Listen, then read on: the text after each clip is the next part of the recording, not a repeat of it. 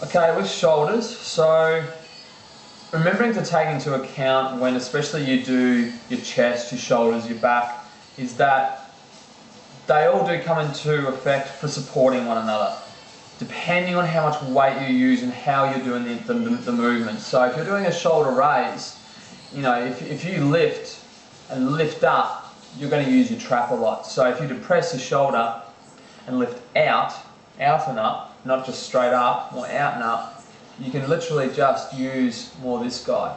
And this guy hardly even gets hard if I put my finger there. But if I start to go like this, yeah, fall on. So little ways just to tweak. So when you're in the gym, just look at what the shoulder can literally do. So the shoulder can go quite forward and neutral and back, you know, and then you can move it all like this. And then you can have it forward and move like that. And when you do exercises, don't worry about the weight, just feel and squeeze through the movement rather than trying to use too many muscle groups to pull or push through the movement. Like I said, essentially you can split the body forwards and backwards and in different segments to take out other body parts. So when you do chest as well, you can grab the bar and go down slow and push in the whole time. And that works everything on the inside. And even on the way up you could do that too. So that actually decreases the tendons and ligaments strain on them basically, and is really good for beneficial reasons for the joints. Yeah, so get creative with that. Even do back on the shoulders. So don't go above here. You can feel it clicking or do funny things, and it's not natural for the shoulder to go too far up. In the press, yeah, it's fine because the way it angles and rotates, we won't go into all that, but yeah, it's a lot more safer. But as a raise, yeah, the shoulder is really only designed to really go here. I can go further, but there's no need. So lock your abs down, go light, and either front or side, and really feel the burn. And don't worry about swinging. Lock the abs down, keep them locked down the whole time, and just up. And remember, hands turned in, shoulder turned in if you want to get the middle more, straight for the front. A lot of people seem to have hammer grip style and do front. I'm not a huge fan of that. I find it puts too much strain deeper down into where your scapula goes with your traps. I find there's too much strain pulling almost up and in on an angle.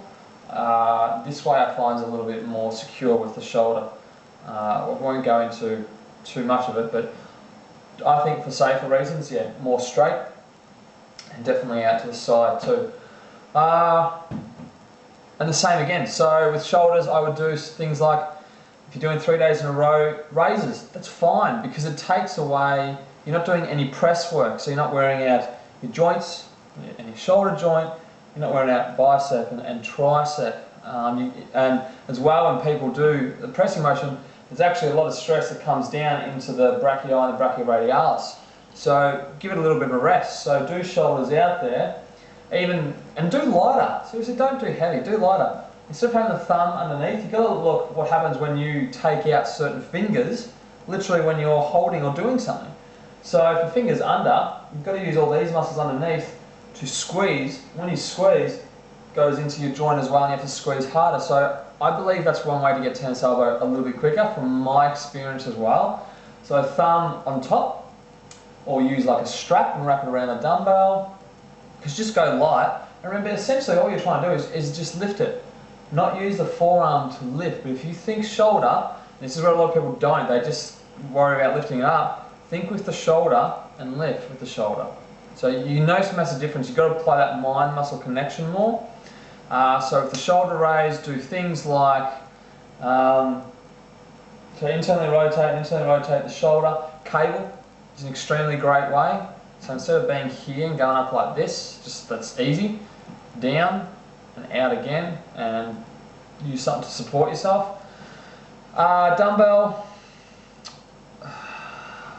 For frequency, I did tonight, like for example, last night was cables, tonight was dumbbells, and I took my thumb out of the equation, sitting on the ball, so that way no swinging, no bouncing.